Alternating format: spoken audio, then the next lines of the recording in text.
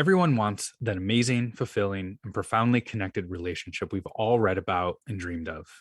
Someone who gets you and you get them, and all is wonderful in the world. But what's the reason some of us don't have it? Maybe you don't know shit about having an authentically great relationship. That's according to our guest this week. Gary John Bishop is the author of Love UnFucked, Getting Your Relationship Shit Together. It's the latest title from his Unfuck Yourself series. He'll share why you need to stop shifting blame in your relationships, take responsibility, and face yourself first if you truly want a real relationship that actually works. This is The Fit Mess, conversations with world-class experts in the fields of mental, physical, and emotional health. In this episode, nobody's growing up like, I can't wait till I get older and fucking really master the art of dark resentment.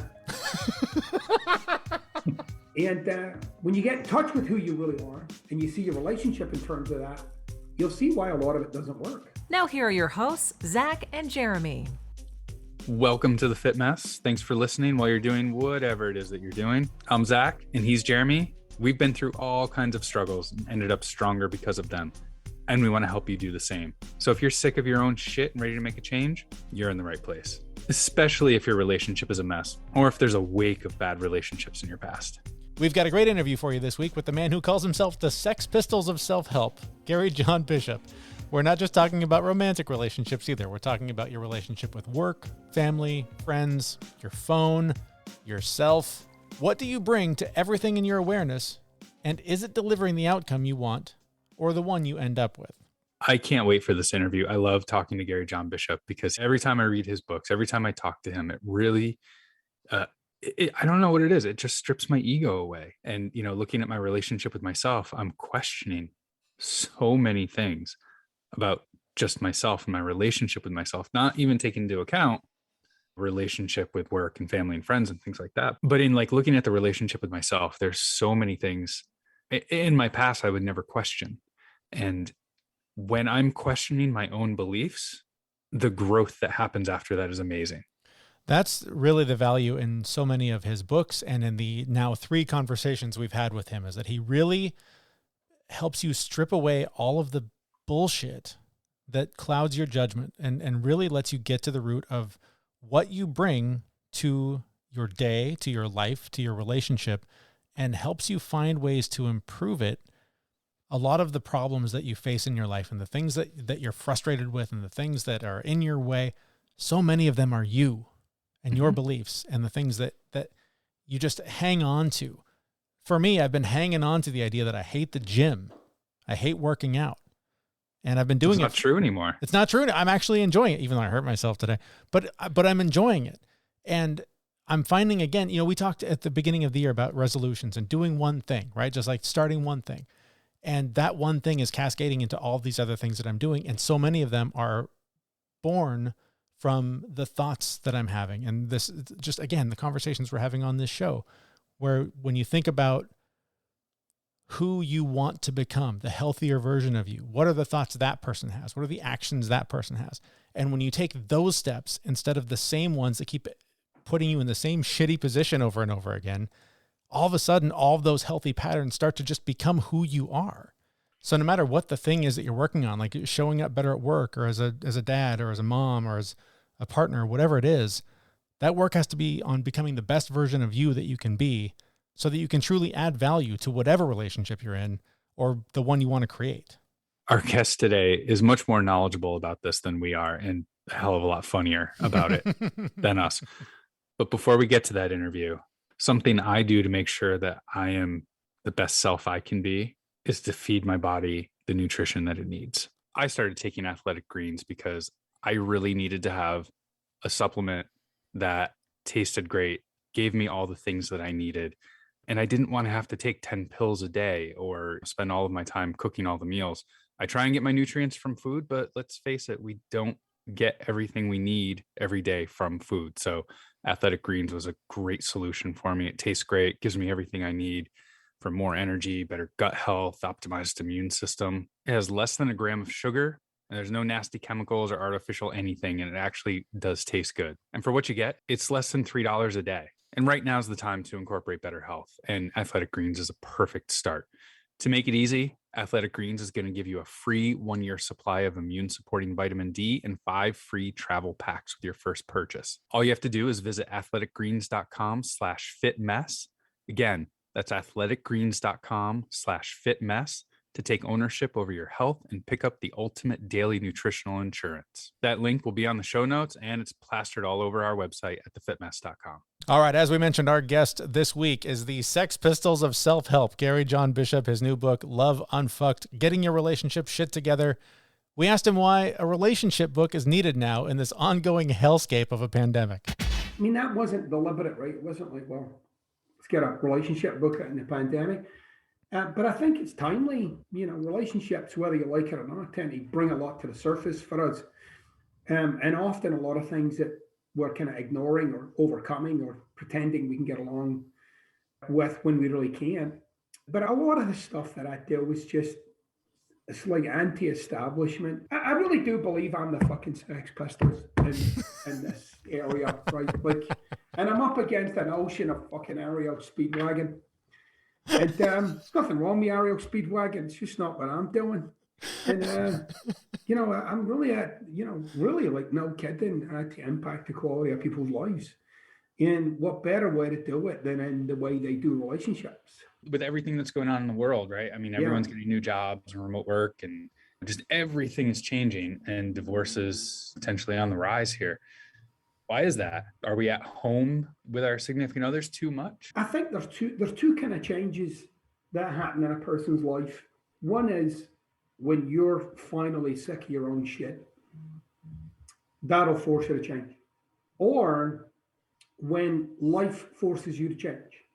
So life will impose a condition upon you, something will happen, and it brings a perspective, if you like, or a perspective shift. I think for many people at this time, that perspective shift has actually been empowering. I think many people have got clear about what matters to them and started to really go like, shit, you know, where was I going? What, you know, this isn't who I am. This isn't what I'm about, which is an interesting realization for somebody to have. And it shows that that kind of realization is possible for people. Unfortunately, in this situation, it's kind of forced upon them. But that you can come to that place where, like, oh, no, this is not the life that I really want, and it kind of forces you to find solution. And the amazing thing is, people find solution, right? It's fucking shocking. Who knew? But at the same time, then there are those people who this has been a suffocating experience, and they've been burdened by it, and it's been constraining. And it's been pressing and it's been on them.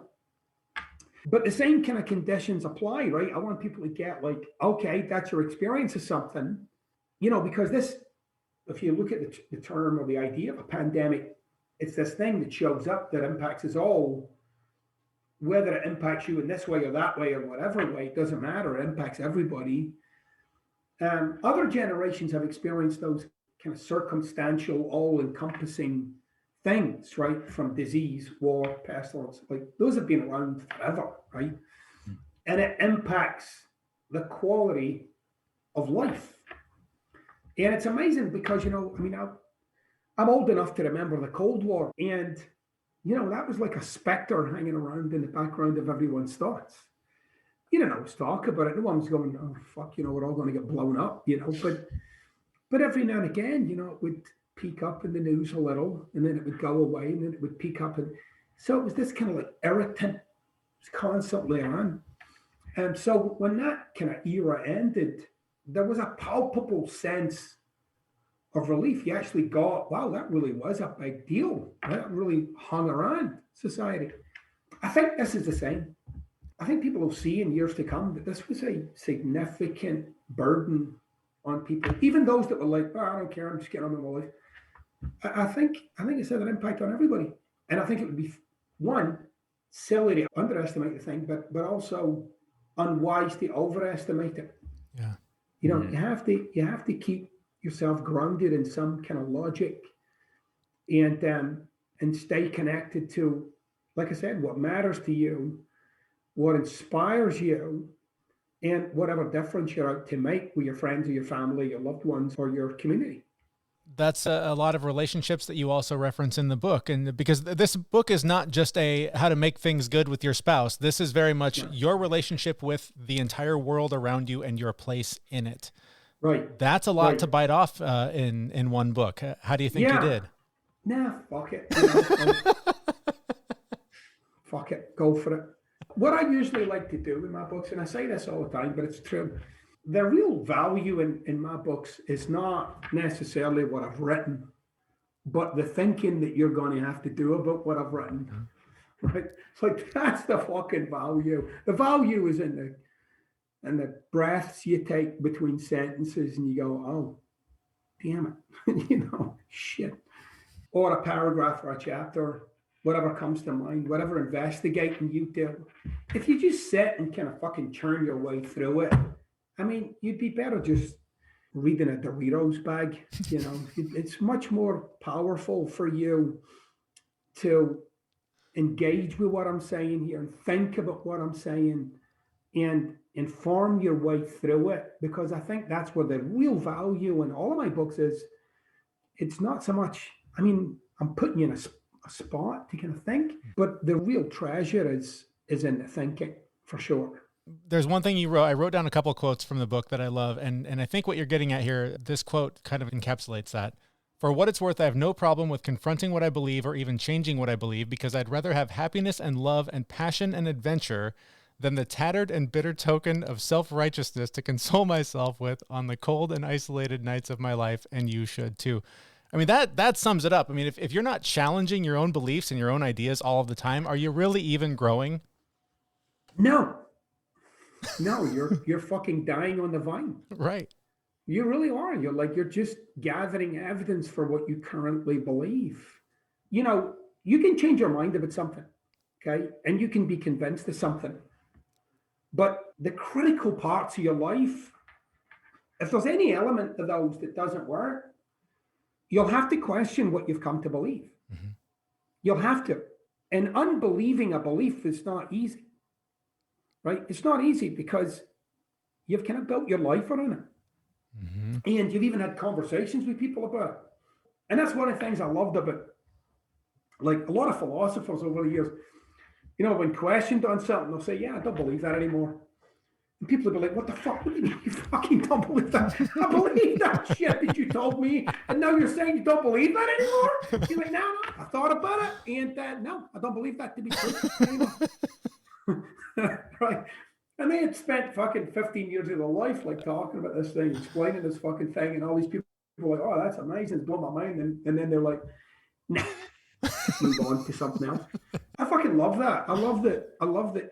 And why I love it, by the way, is because you can present people with something like a belief, and you can see life in terms of it, and you can see life through that belief. You can actually see, like, oh, shit, yeah, like, life seems to make sense inside of this.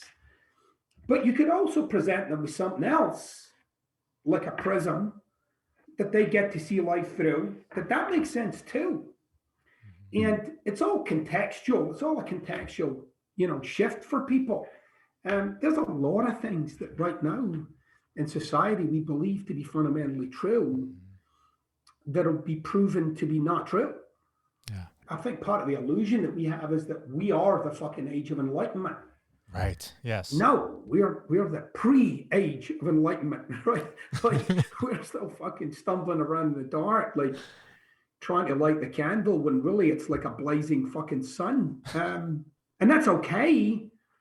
But I think that's the kind of arrogance of being alive. The arrogance of being alive is that somehow we've got it all worked out. Yeah. When we fucking don't. Yeah. Don't have this worked out. Yeah. Well, speaking of not having things worked out, I may have one or two or a million things that fall into that category myself. I know for me, I've had a relationship in the past where I needed to change in order to make the other person happy. And I went through those efforts to step up and do the things that the person wanted me to do. Yeah. And in the end, it didn't work out. Of course. Should have fucking called me. Yeah. So why was I making a mistake there?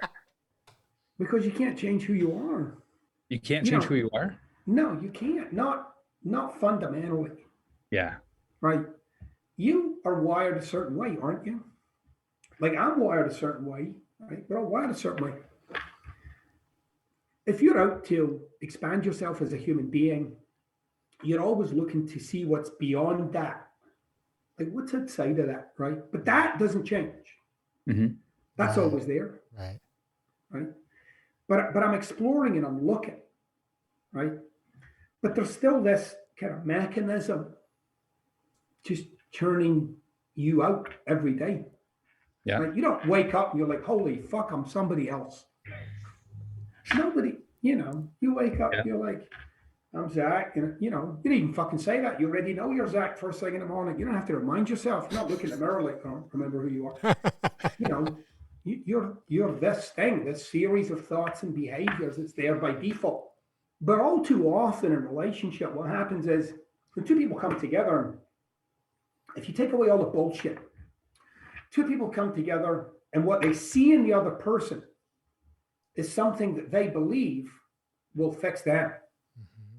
So there's something about you have that thing, and that you bring that thing, and that makes me feel better about this thing. And that's happening both ways. After a while in a relationship, you realize whatever that missing piece was for you is still fucking there. And that's the end of the honeymoon period. Mm-hmm. And now you're into, well, I don't like the way you do this. And then the other person becomes the problem. Now, I don't kind of be broad about this, but if you find yourself like, oh yeah, I'll change myself, whatever you need to do, that actually points to some work you haven't done on yourself. Mm-hmm. That you're not settled with yourself, which is okay. It's very human. But if you're it's not so much like, am I willing to do what works for the relationship? It's almost like you're acknowledging the flaw of self to acquiesce to their flaw of self. Like it's like, oh yeah, my bullshit's bigger than yours, right? Yeah. I think a big key in all of this is vulnerability, is the ability to stand there and acknowledge who you are, acknowledge like, yeah, this is what I fucking ended up with. If I could have made it any different, do you think I wouldn't have done that? For some people, it's expressing the love. Nobody's growing up like, I can't wait till I get older and can't fucking get the word love out my mouth. Mm-hmm.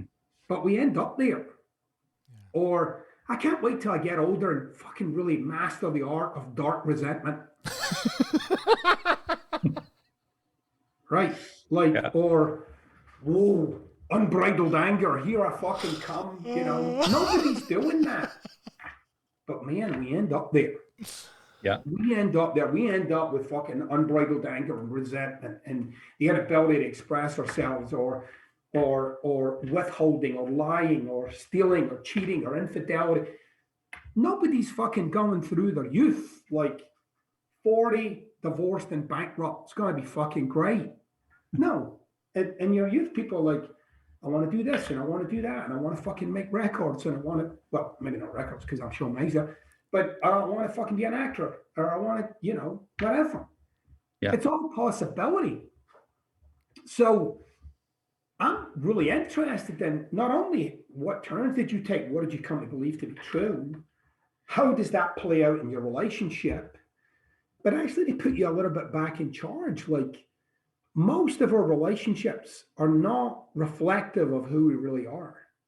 Mm-hmm. They're more like a game to try and keep something together in some way, shape, or form.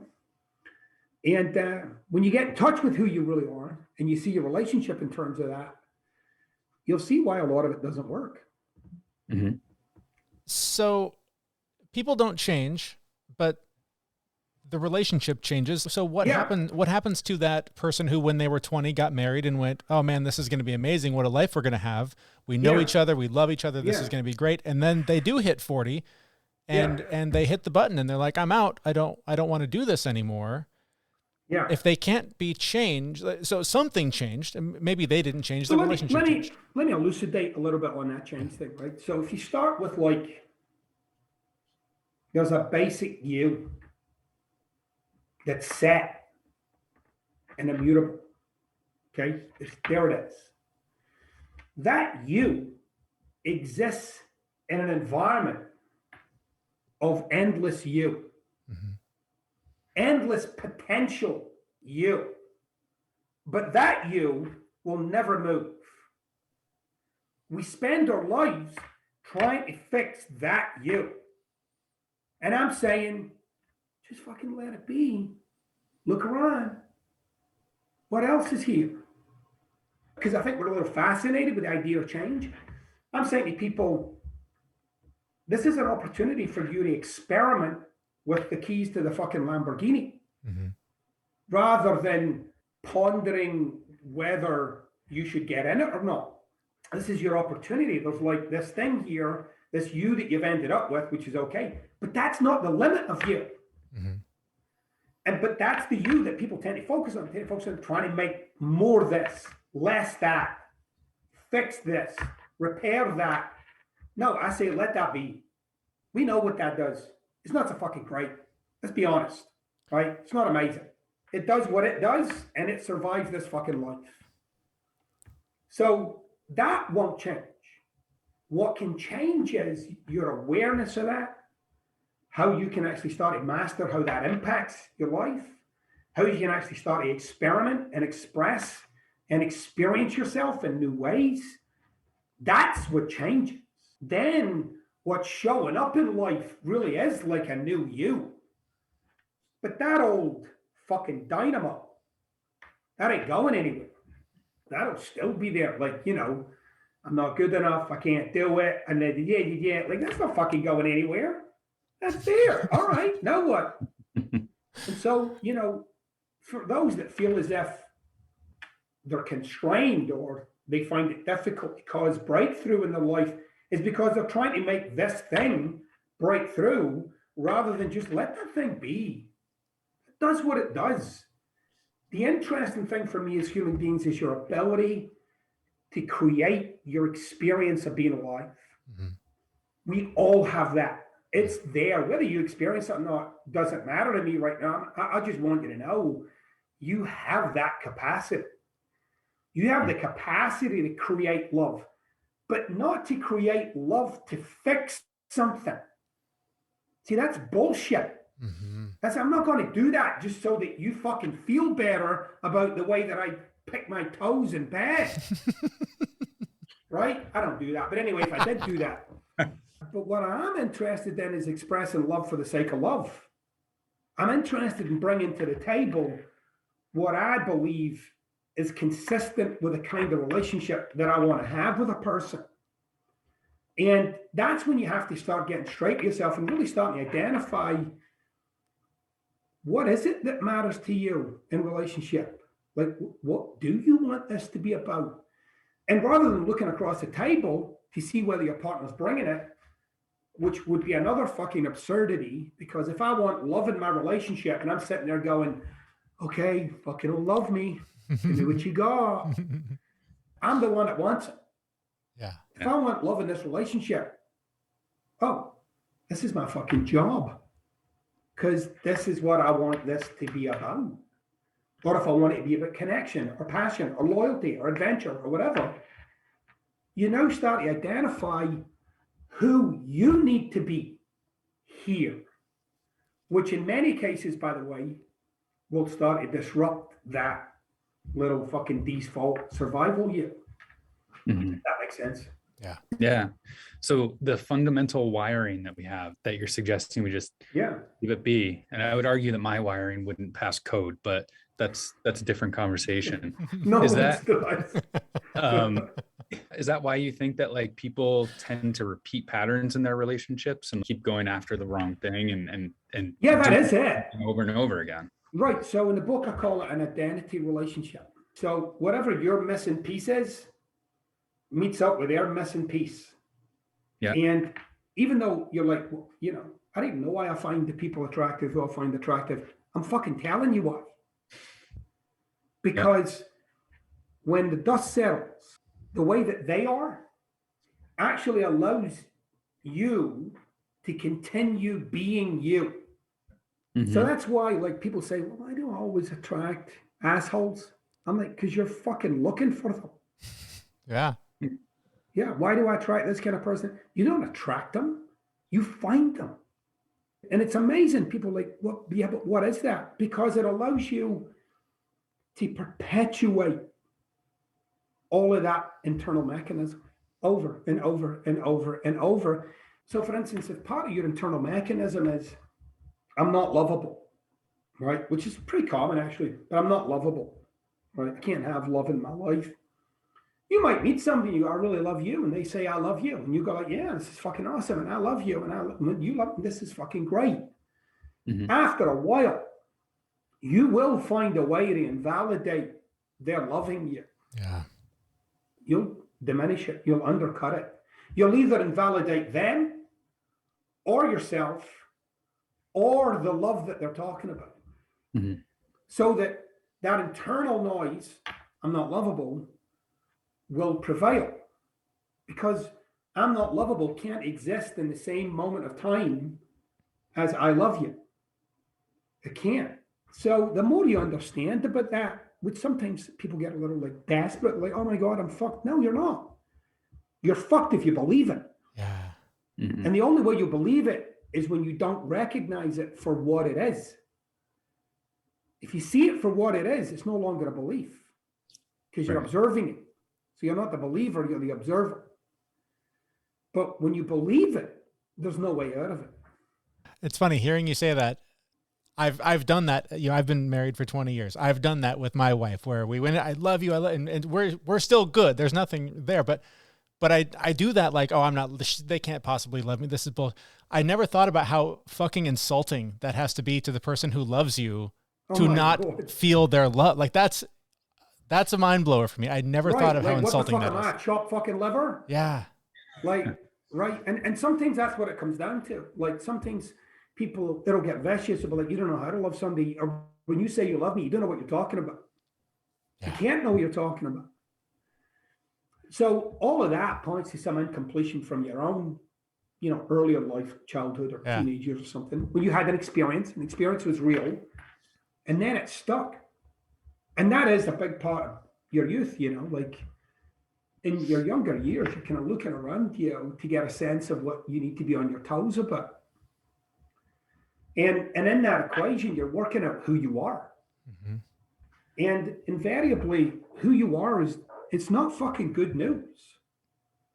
Yeah. Because you're trying to work out, you have these little kind of wounded moments where something happened and it rattled your cage a bit. Mm-hmm. That gets internalized. Now you're out to avoid that. Now you're out to overcome that and to make sure people don't see that, or you become someone. And that you become walks into relationship, right? And then you're like, this isn't going well. Maybe it's just a communication issue. No, you're fucked. Stop, right? Just stop. What the fuck are you doing? But that's the way two people walk in, which is, someone asked me a while ago, they asked me on social media, they said, what advice do you have for someone in their 20s? And I said, don't come out of your 20s until you've fully completed your past. Yeah, for real. Because if you can get that settled for yourself, you'll be free as a fucking bird. Do you think that's what's meant by, you can't love someone else unless you love yourself? Is that... Well, that's a little Pollyannish for me. Yeah, I'm the fucking sex pest. Anyway, so you can't... there's a place that I came to about a dozen years or so ago. And there had been this experience in myself that was very disempowering. And I finally got, I'm okay. Mm-hmm. I'm fucking okay. I'm okay, like I'm okay. Yeah. Oh man, what a relief. What a fuck, I'm okay.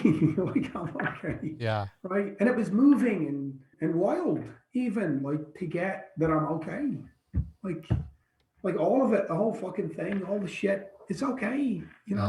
It's okay for me to be me, and it's okay that I fuck some things up, and it's okay that I get wounded or vulnerable, or people might do things. I'm okay, and it's okay. And so I never bought into that whole thing of loving myself. I'm really much more settled with being at peace with it. I'm in a good spot with me. Yeah. And that alone is fucking mind blowing, when you can kind of sit there and take life from there. Like, you know, I want to take it on from here. Yeah. And then people can say shit and you're like, oh, I get it, but I'm okay. I love that. I know we just have a minute or so left. I got to know, as you're writing a book like this, does your wife read over your shoulder? Does she get to see the pages? And at any point did she say, oh, Gary, you're so full of shit. You can't say Well, that. my wife thinks I'm fucking full of shit anyway, so that doesn't make any difference. It's my wife. What do you expect? Like, you think she's got to be washing my fucking feet at night or something? No, I mean, she's my wife, you know, like, we're like this, but I live what I say, you know, like it's real. This isn't some fucking bullshit strategy. This is how I live. Yeah. And one thing that I will add, by the way, in the book is I say it's okay to argue. Stop making arguing like a fucking big thing. It's nothing. You know, and you can let that shit out and get it said, and it doesn't mean anything. And even if later there's something you need to clean up, then just clean it up and let's move the fuck on. Yeah. Yeah. I love that. Gary, we're out of time. Thank you so much. Love talking to you. And let's do it again with the next one. All right, you guys, awesome. Thanks so much. That was Gary John Bishop, and his new book is Love Unfucked, Getting Your Relationship Shit Together. You can head over to thefitmess.com and check out the show notes for this episode to learn more about Gary, and we will have links in there for the 2 other episodes that he was on. So just to kind of wrap up that conversation, whatever relationship you're working on, the work has to be on you and for you. You can't change other people, and you can't change for other people, because then you're just adopting whatever broken shit they bring into the relationship. The work has to be on becoming the best version of you that you can be, so that you can truly add value to whatever relationship you are in or want to create. And if there's a relationship that you want to create, don't let the conversation about getting your relationship shit together end there. Find us in our Facebook group where you and fellow Fit Mess listeners can support each other, take part in our monthly challenges, and create accountability to reach your goals, or just find connection with our community. That link is also on our website, where we will be back next week with a brand new episode with fitness and lifestyle transformation coach London Souza. She's the host of the Self Love and Sweat podcast. You'll find it at thefitmess.com. Thanks for listening. See you, everyone. We know this podcast is amazing and doesn't seem to lack anything, but we need a legal disclaimer. Prior to implementing anything discussed in this podcast, it is your responsibility to conduct your own research and consult your physician. You should assume that Jeremy and Zach don't know what they're talking about, and they're not liable for any physical or emotional issues that occur directly or indirectly from listening to this podcast.